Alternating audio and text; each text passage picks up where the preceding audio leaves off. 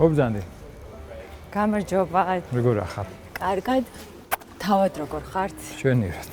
ძალიან დიდი მადლობა მოწვევისთვის. ჩვენი ერთ სივრცეში გემოსპენსლი. ხოდაშორის ეხლა გამახსენდა რომ როდესღაც ჩვენ ერთზე მუშაობდი, ხო? დიახ. იყო ეს პერიოდი. იყო ეს პერიოდი და ძალიან კარგად მახსენდები. ხლა არც ერთს აკეთებ და არც მეორეს. დიახ. მაგრამ რასაც აკეთებ, გადასაერევად აკეთებ მღერი. დიახ. ცნობილ გორის ქალთა გუნდში. თეონამ როდესაც მომისმინა, მითხრა რომ ზუსტად ის ხმა ხარ, რომელიც მჭირდებაო და ასე დაიწყო ჩემი და გორის ქალთა გუნდის ურთიერთობა. მამაც ძალიან განსაკუთრებულ მსახურებას ეწევა და ჩვენს ოჯახში ძალიან დიდი და მტკივნეული გარდატეხა მოხდა, როდესაც დედა მოულოდნელად გარდაიცვალა და სწორედ ამის შემდგომ გახდა მამა სასულიერო პირი. დღიურები მქონდა ხოლმე და როდესაც მივსებდა ამ დღიურებს, მიწერდა რომ ჩემი ოცნება არის დიდ სცენაზე გხედავდე.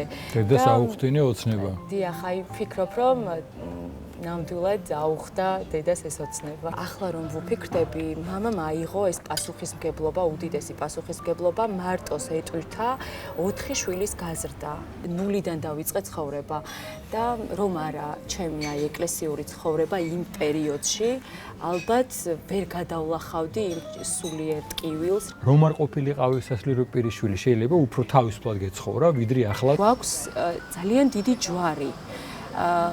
ის რომ მხოლოდ ჩვენი თავისთვის არ ვცხოვრობთ, ის რომ ჩვენ სხვებისთვის ვართ მისაბაძები, სხვებისთვის ვართ მაგალითები და უნდა მოვიქცეთ ღირსეულად, პასუხისმგებლობით ისე რომ არ შეგვრცხვეს საბოლოო ჯამში უფალთან წარდგომის დროს.